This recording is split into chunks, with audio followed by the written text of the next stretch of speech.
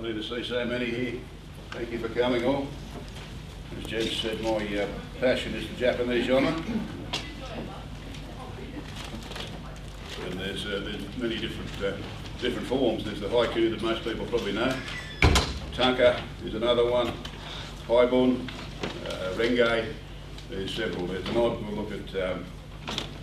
we'll look at Tanka to start with, and then we might do a Haibun, and then maybe a few haiku to finish off with.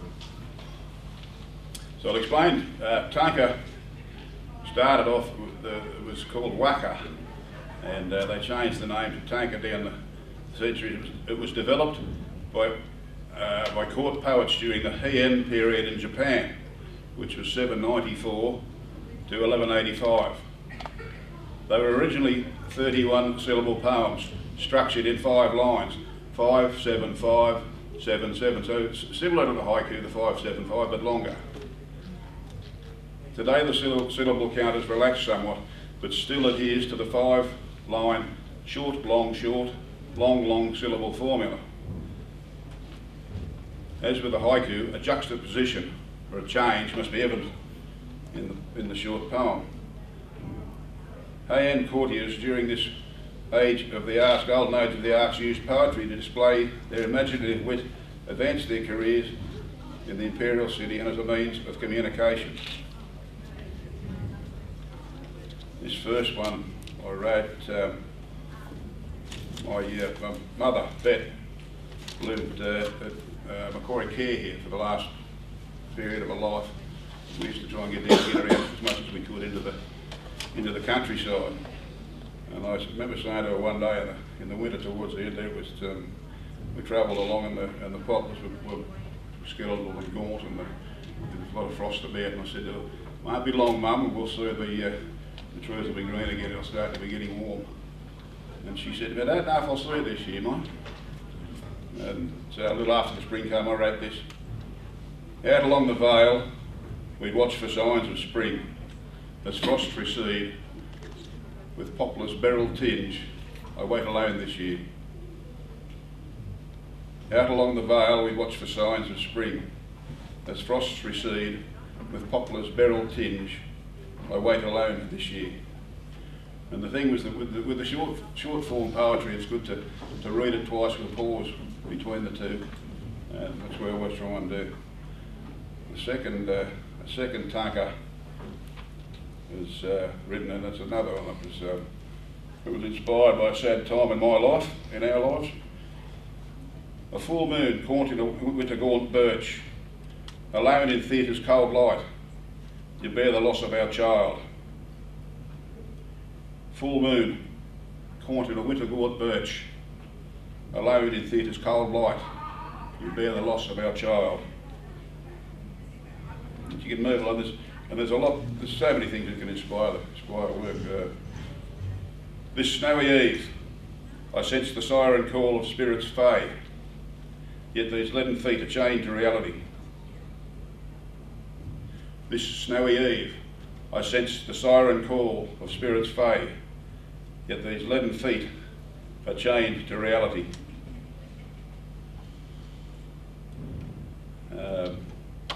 Quite a few can be written just from the land itself, if you don't you can tie in human emotion with it. Here's one that was written camping on the Abercrombie River. A full moon filters through the sheacs in the early hours. No sound but the river singing to herself. A full moon filters through the sheacs in the early hours. No sound but the river singing to herself.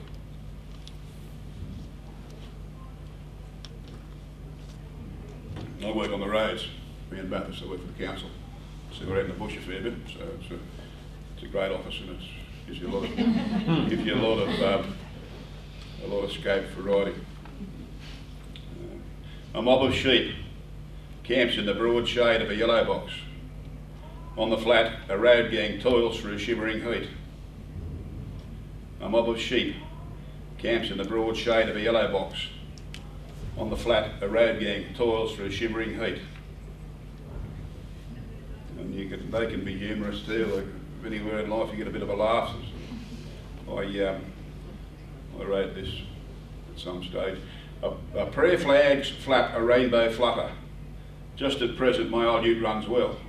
But next week's trip to Yamba, prayer flags flap, a rainbow flutter. Just at present my old ute runs well. But next week's trip to Yamba, and they can be tad harrowing too. A half-eaten beetle trying to escape the ants. I end his suffering, still dealing with mine. A half-eaten beetle trying to escape the ants. I end his suffering, still dealing with mine.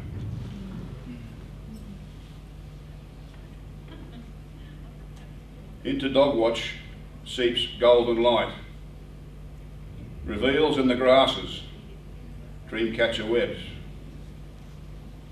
Into Dogwatch seeps golden light, reveals in the grasses dreamcatcher webs.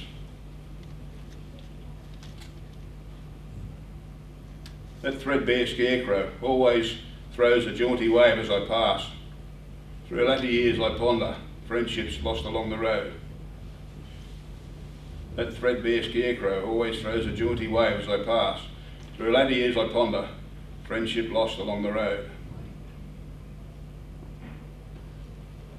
Night rain stalks the edge of dreams. Tentatively we await the call we know will come. Night rain stalks the edge of dreams. Tentatively we await the call we know will come. Through dreamscape, I waltz starlit halls with you. Your breath at dawn, frost upon my cheek. Through dreamscape, I waltz starlit halls with you. Your breath at dawn, frost upon my cheek. Bluestone Church. Under the sign of the cross, a cormorant dries its wings in early sunlight.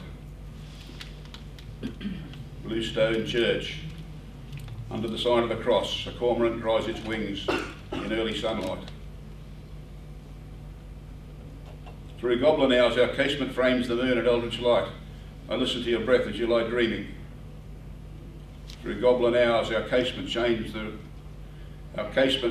moon in eldritch light. I listen to your breath as you lie dreaming. I think that's probably enough for Tanka for a little while. Maybe we'll change to something else, if you like. Give you a break. This is a highborn. A highborn's a short, are we going for time, too? A couple more minutes. Okay.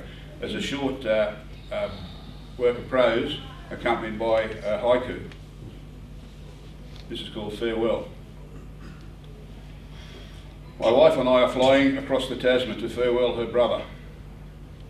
Daryl's former partner and her little boy meet us at the foot of the jetty. We walk along the concrete wharf. 2 women, 1 small child, 1 man. White roses clenched in a bunch. The low sky threatens a steel sea, broken by wind and white caps. We're told there's racial tension over fishing rights along the jetty. This was a favourite place for Daryl, a place of peace. Raucous laughter and music assail our small procession as we approach the jetty's end. I watch a Maori fisherman lift a rod to swing a wide arc and drop a large crab on the concrete before us. In the next movement, a shabby beady is swept from the fisherman's head, revealing a woman. At a glance, her intent is read. To her questioning look, I quietly answer, "Brother." She turns, directing a barrage at her fellow fishermen. "Quiet, quiet, turn off that music. This woman's come to say goodbye to her brother." In this moment, all is still. Maori fishermen and our small party stand heads bowed as my wife throws white roses into the ocean. Waves wash the beach, everything swept to sea, everything renewed. And that's a high one. What about a few high people?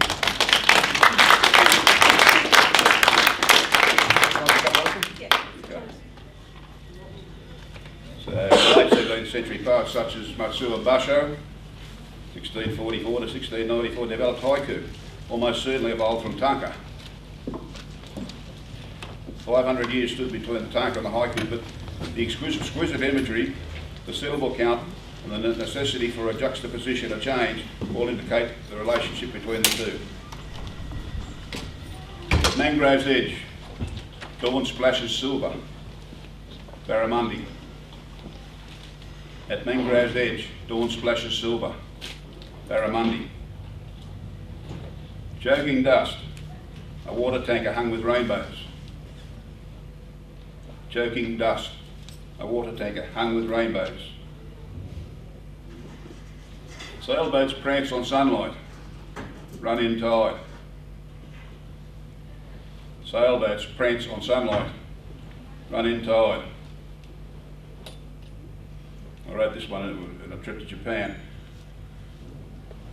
Persimmons glow through the mist, Poets Road. Persimmons glow through the mist, Poets Road. Mopoke call, blown in on wood smoke, fading autumn. Mopoke call, blown in on wood smoke, fading autumn.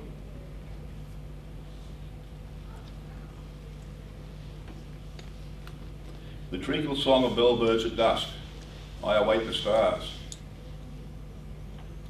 The treacle song of bellbirds at dusk, I await the stars. Midnight trek to the long drop, midnight. This is a pause for the laughter. Midnight trek to the long drop, midnight. Black soil in the wet, another hand of euchre as the billy boils. Black soil in the wet, another hand of euchre as the billy boils. Lowering sky, breeze lifts a brolga into flight. Lowering sky, breeze lifts a brolga into flight. Oystermen are tarring timber, flying fox moon. Oystermen are tarring timber, flying fox moon. Saffron finch alights upon my hat, your delicate hand. Saffron finch alights upon my hat, your delicate hand. Moonrise, a prawn fisher wades through quicksilver. Moonrise, a prawn fisher wades through quicksilver.